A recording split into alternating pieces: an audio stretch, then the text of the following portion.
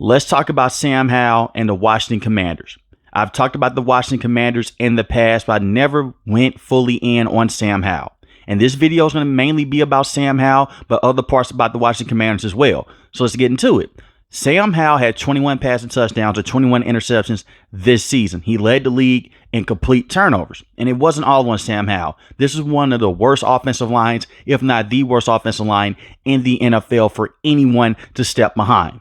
Sam Howell did a lot of good things this season with this team. He had a 4 passing touchdown game against the Philadelphia Eagles, and he pushed his team to overtime to where they almost beat the Philadelphia Eagles. And this was a team that was the runner-up in the Super Bowl to the Kansas City Chiefs. And the defense did fall off the cliff for the back half of the season, but at that time, Sam Howell was getting beat up and banged up a lot. For the first 3 games of the NFL season, Sam Howell looked solid. Well, for the first 2 games, he looked solid.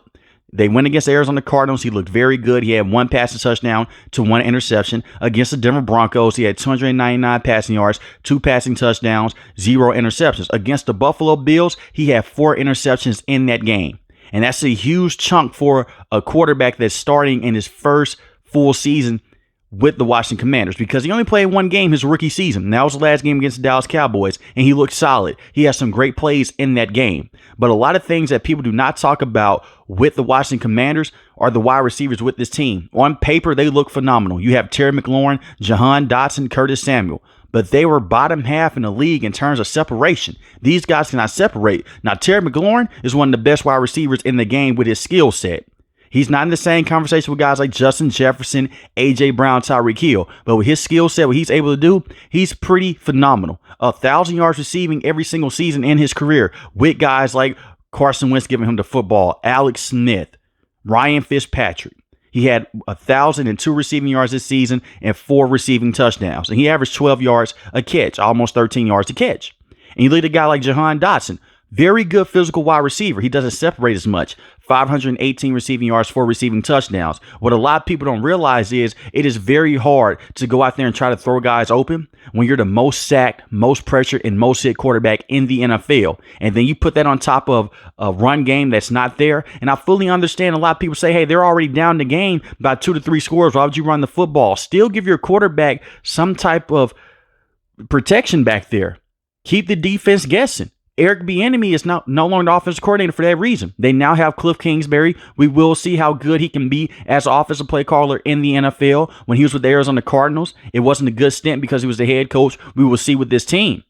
But I would like to see Sam Howell get a true year with this team. Give him a better offensive line. With these weapons, you can be in a very good situation. And Brian Robinson Jr. is not a bad running back with this team. 733 rushing yards on the season, 5 rushing touchdowns. And you look at a guy like Antonio Gibson. A couple years ago, he was the best running back on this roster. But only 265 rushing yards on the season, 1 rushing touchdown. Use the pieces that you have on the offensive end. That is why Eric Bieniemy is no longer in the conversation to be a head coach or even be an offensive coordinator for another team, because he was horrible with the Washington Commanders. Majority of the sacks were on the offensive line. Some of it was on Sam Howell because he held the football for too long. But when you're putting your quarterback in shotgun majority of the game, and he's a young guy behind an abysmal offensive line, why are you doing that? That's on Eric Bieniemy. They didn't try to run the football. When they ran the football in the first 2 games, you could run play action. They rarely ever ran play action to a successful extent with this team throughout the entire season after week 3. And it seemed like this team got exposed by the Buffalo Bills on the offensive end, because from that point on, it was a downward spiral. He had the 4 passing touchdown game against the Philadelphia Eagles. He had 3 passing touchdowns against Seattle Seahawks at 312 passing yards. Against the Giants, he did throw 3 interceptions and 1 passing touchdown. That was a horrible game. Against the Dallas Cowboys, 1 interception, 0 passing touchdowns. But the entire Washington Commanders team looked bad, including the defense. You put this kid into a horrible situation with Eric Bieniemy and the lack of a run game. And I understand Jacoby Brissett came in late in games, and some Washington Commander fans believe that he could have been the better starter with this team than Sam Howell. You know what you have with Jacoby Brissett. He's been around the NFL for quite some time.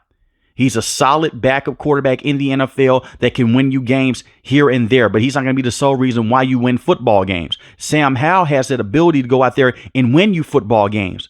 Like I mentioned before, he got this team into overtime against the Philadelphia Eagles, and he pushed his team into a late, almost 4th quarter comeback against the Philadelphia Eagles in another game as well. and he had that great drive early on with the Arizona Cardinals. There's something there with this kid. I'm not saying for the Washington Commanders just go out there, trade a second overall pick, and just redo everything. You should still do your due diligence. If you have a lot of faith in a guy like Jaden Daniels or Drake May, go with them. But please build up the offensive line. That's all I'm saying. I hate to see young quarterbacks, any quarterback, but especially a young quarterback, go out there with these NFL veterans and they're just getting blown up over and over and over again. No one is going to be successful doing that. Look at Patrick Mahomes a couple of years ago, and I'm not comparing Sam Howell to Patrick Mahomes. But look at what happened to Patrick Mahomes in the Super Bowl when they went against the Tampa Bay Buccaneers. He had no time in the pocket. He was trying to run around and make plays. He still made some key plays. But they lost that game, and they rarely scored in that game. You have to get the right offensive line. David Carr in the early 2000s was a highly looked at prospect coming to the NFL. The Houston Texans ruined him with the offensive line. Quarterbacks change their playing style if they do not have confidence in the offensive line. And we saw that with Sam Howell. Against the Miami Dolphins on December the 3rd, the kid just started throwing the football away, or he would lay down so he would not have to take some of those big hits. And he was still going to open field and take hits as well. He was hit behind the line of scrimmage more than 120 times. That is ridiculous for any quarterback to go through. I'm not going to come on here and say all the interceptions weren't on Sam Howell, because majority of them were. He misread coverage. The ball got tipped at the line of scrimmage. You have to know when to throw the football away. The clock wasn't there. But you have a kid that's dealing with a receiving core that can't separate consistently, a horrible offensive line, the most sacked quarterback in the NFL, the most hit, with a lack of a run game that's going to hurt you. He is not a perfect quarterback. And no quarterback is. He does have his flaws, but he went out there week in and week out. He never had attitudes with guys. He just tried to keep a positive mindset on the sideline, and the team loved him. They were trying to run through a wall with this guy. Even late in the game, when they were down 2 to 3 scores, he was still trying to go down there and throw the football. He's a major gunslinger with this team. Interceptions are going to come with that, but big plays are going to come with it as well. No one was complaining when he had 3 touchdowns against the Seattle Seahawks. No one was complaining when he had 3 touchdowns against the Atlanta Falcons. And the Falcons defense, that was a top passing defense in the NFL. But as soon as he goes out there and he throws an interception or two, people have a problem. He needs to dial it back. That's just part of the game. Those are growing pains with a young quarterback. I feel like last season was a test run for Sam Howell. He passed on certain levels, but overall he did fail because of the turnovers that he had. I still have a lot of faith in Sam Howell. I think they should trade the second overall pick. If they're not keen in on a guy like a Drake May or a Jaden Daniels, you trade that pick, trade back, get some pieces similar to what the Chicago Bears did. You get some pieces, build that offensive line with this new coaching staff, with Dan Quinn as the head coach, Cliff Kingsbury being the offensive coordinator. And then you see what you have in Sam Howell. Give him a true offensive line. The interceptions are still going to happen with this kid. But I will say this, 21 interceptions in the NFL is crazy. But you look at the situation he was dealing with.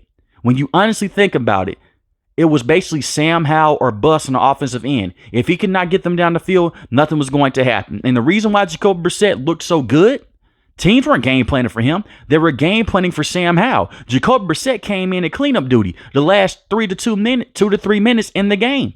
So it was easy for him to get down there. And against the New York Jets, he did have a good stint when he came in that game. He did. Ron Rivera did this kid no favors either. That's why he is fired and he no longer deserves to be a head coach in the NFL. He did Cam Newton dirty. He did Carson Wentz dirty by throwing guys underneath the bus. He basically went out there and tried to blame Sam Howell for this team's shortcomings. When your defense is dead last in passing defense and one of the worst total defenses in the NFL, they couldn't stop anyone. That's putting extra pressure on Sam Howell as well to go out there and get chunk plays down the field. It was one situation to where the team automatically scored, and it's right before halftime. It's only 40-something seconds left. It was 46 seconds left on the clock. They're trying to go down there and get some big plays with Sam Howell. You're putting him into a bad situation.